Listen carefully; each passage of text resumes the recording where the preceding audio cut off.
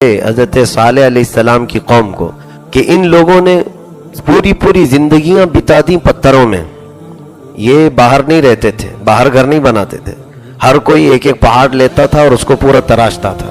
ان کی عمریں بھی کافی لمبی تھیں تراشنے کے لیے, اور جب پورا تراش کر کے اندر بھی اس میں کمرے بناتے تھے, ہال بناتے تھے, تو ایک پہاڑ ایک فیملی کا ہو جاتا تھا, ایک خاندان والوں کا گھر. تو ان لوگوں کا خیال یہ تھا کہ دنیا کی سب سے مضبوط عمارتیں ہمارے پاس ہیں, کوئی ہلا نہیں سکتا. ظاہر سی بات ہے, ہزار آندھیاں آئے, طوفان آئے, پہاڑ تھوڑی اپنی جگہ سے ہلتا ہے. پہاڑ کی تو جڑیں ہیں زمین پر, وہ پہاڑ اللہ تعالیٰ کے بنائے ہوئے ہیں.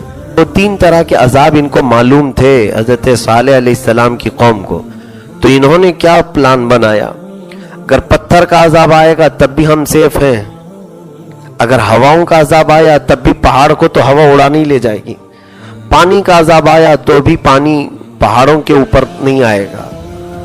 ان کا یہ گمان ان کو غرور میں مبتلا کر دیا. حضرت صالح علیہ السلام کو اللہ رب العزت نے معجزہ بھی کیسا دیا دیکھیں.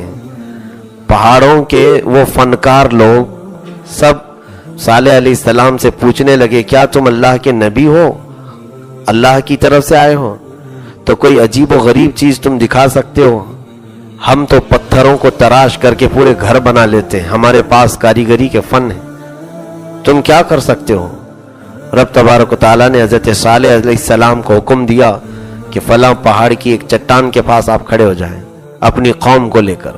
تو سارے کھڑے ہوئے, وہ چٹان اچانک پھٹ گئی, چھوٹی سے ایک پتھریلی چٹان جو تھی, اور اس میں سے ایک اونٹنی برآمد ہوئی. اونٹنی پیدا ہوئی. کیسے آج تک کبھی سنا کہ کسی پتھر سے اونٹ پیدا ہوا ہو؟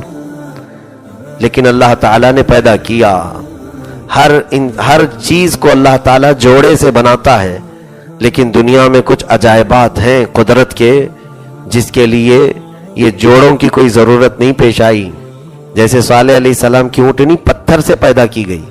اب وہ حضرت صالح علیہ السلام کے ہاتھ میں تھی, وہ ایک عجیب و غریب چیز تھی اس طور پر کہ وہ اللہ کی نشانی اس کو رب نے فرمایا, ہادہ ناقۃ اللہ لکم آیتن, یہ اللہ کی اونٹنی نشانی ہے, فذروہا, چھوڑو اس کو, تم چھوڑو مت. اللہ کی نشانی کیسی تھی, وہ اتنی بڑی اونٹنی تھی کہ پوری دنیا میں کوئی اتنی بڑی اونٹنی نہیں, اور بلکہ روایت میں یہ حدیث پاک میں قیامت تک اتنی بڑی کوئی اونٹنی پیدا بھی نہیں ہوگی. اتنی بھاری بھرکم ایک پتھر سے پیدا ہوئی. دوسری اس میں نشانی یہ تھی کہ جس دن وہ اونٹنی آئی, ایسے نہیں کہ چھوٹی بچی پھر بڑھتی گئی, ایک بہت ہی جسامت والی اونٹنی, بڑے جسامت والی, اور اسی دن اس نے ایک بچہ بھی جنا. اسی دن اس اونٹنی نے ایک بچہ دیا, اور وہ بچہ پہاڑوں میں غائب ہو گیا, روپوش ہو گیا. حدیث پاک میں ہے کہ وہی قیامت کے قریب دابۃ الارض کی شکل میں ظاہر ہوگا. قیامت کے قریب جو ہے ایک جانور آئے گا, آپ نے سنا ہے نا دابۃ الارض کا نکلنا. یاجوج ماجوج کے بارے میں تو سنا ہوگا, دو لوگ ہیں نا یاجوج ماجوج, دو لوگ نہیں ہیں, ایک پوری فوج ہے. یہ ان کا نام یاجوج ماجوج ہے, پوری فوج کو. یہ قیامت کے قریب یہ بھی آئیں گے, پوری دنیا میں فساد مچائیں گے. دجال کا آنا یہ بھی معلوم ہے آپ کو. اسی طرح سے دابۃ الارض, ایک جانور نکلے گا. وہ جانور جیسا بھی ہو اللہ بہتر جانتا ہے, لیکن روایات احادیث بتاتی ہیں کہ اس کے ایک ہاتھ میں لکڑی ہوگی اور ایک ہاتھ میں انگوٹھی ہوگی. ایک ہاتھ میں لکڑی لیا ہوگا, ایک ہاتھ میں انگوٹھی لیا ہوگا, اور وہ انگوٹھی سلیمان علیہ السلام کی, اور وہ لکڑی جو عصا ہوگا وہ موسیٰ علیہ السلام کا. یہ دونوں لے کر کے وہ بھی پوری دنیا میں گھومے گا. وہ جانور وہ زمین سے نکلے گا, جہاں سے بھی آئے گا, اسی لیے اس کو دابۃ الارض کہا گیا ہے, زمین کا ایک جانور. وہ ہر ایک کے پاس آئے گا قیامت کے قریب. ابھی قیامت آنے سے پہلے کی بات ہے. اگر ایمان کسی کے قلب میں ہے تو وہ اس کی پیشانی پر انگوٹھی سے اسے مہر لگا دے گا, اور پھر وہ انشاءاللہ ایمان پر ہی مرے گا. اور جس کے دل میں کفر ہے, نفاق ہے, وہ عصائے موسیٰ سے اس کی پیشانی پر ایک لکیر کھینچ دے گا, پھر اسے ہدایت بھی نہیں ملے گی, کفر پر ہی وہ مرے گا. تو یہ دابۃ الارض پورے روئے زمین پر گھومے گا. تو یہ جو قیامت کے قریب آنے والا دابۃ الارض ہے اس کے متعلق فرمایا گیا یہ اسی اونٹنی کا دیا ہوا بچہ جو روپوش ہو گیا، غائب ہو گیا تھا، صالح علیہ السلام کی. یہ بھی ایک معجزہ ہے. جس دن پیدا ہوئی اونٹنی اسی دن ماں بھی بن رہی ہے، خود بھی ایک بچہ دے رہی ہے.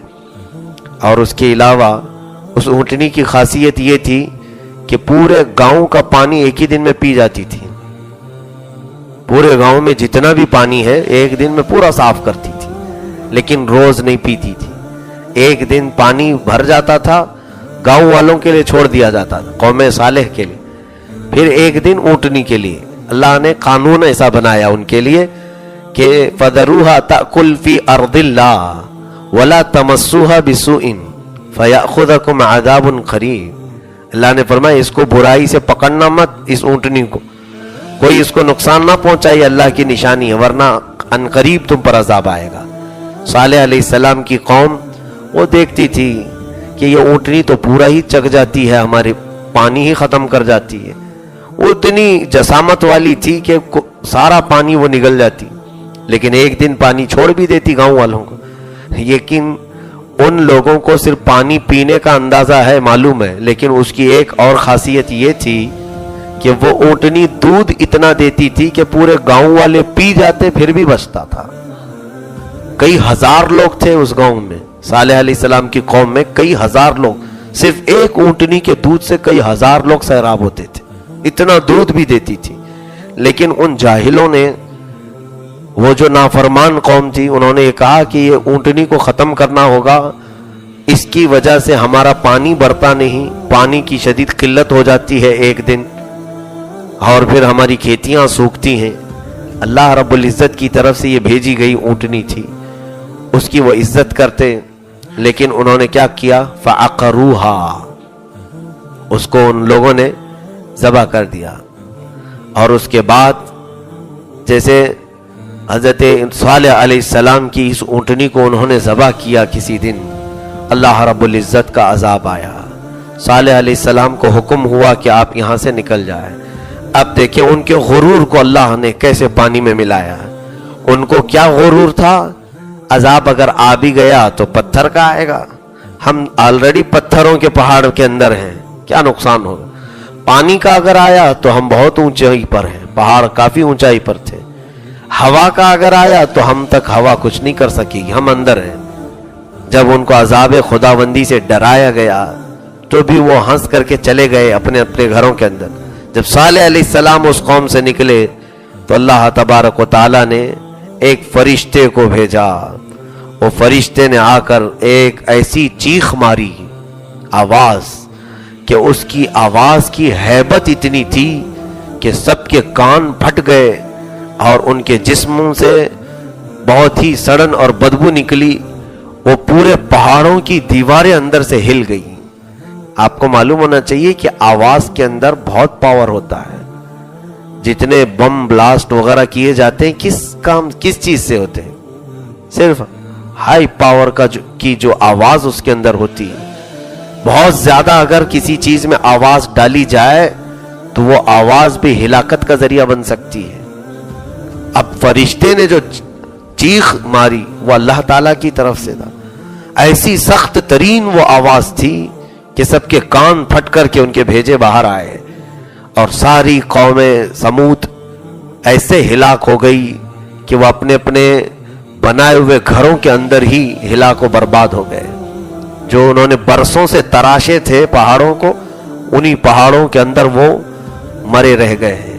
تو اللہ تبارک و تعالیٰ فرماتا ہے وَلَقَدْ كَذَّبَ أَصْحَابُ الْحِجْرِ الْمُرْسَلِينَ، انہوں نے رسولوں کا انکار کیا تھا. اصحاب ہجر، یہ پتھر والی قوم. اور اللہ تبارک و تعالیٰ نے ان کے غرور کو ایسے توڑا کہ تم سوچتے ہو کہ صرف پتھر کا عذاب آئے گا، تم سوچتے ہو کہ صرف پانی کا عذاب آئے گا.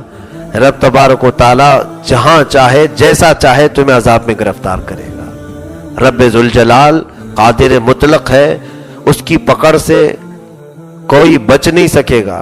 اللہ تعالیٰ کی جب پکڑ ہوتی ہے تو کبھی کبھار بہت چھوٹی چیز کے ذریعے سے وہ ہلاک کر دیتا ہے. اگر وہ ہمارے ناک میں سے مچھر کو داخل کرے تو بھی ہلاکت ہے. رب تبارک و تعالیٰ اگر چاہے، اسی لیے اللہ فرماتا ان اللہ لا یستحی ان یضرب مثلا ما بعودۃ فما فوقها، اللہ تبارک و تعالیٰ اس بات سے حیا نہیں فرماتا کہ وہ مچھر جیسے سے بھی کسی کی مثال دے دے. یعنی ہلاکت و بربادی کے لیے اللہ تبارک و تعالیٰ چھوٹی سی چیزوں سے بھی ہلاک کر دیتا ہے، کبھی پانی سے، کبھی ہوا سے، کبھی مچھر سے. تو یہاں انسانوں کے اندر یہ غرور نہیں آنا چاہیے.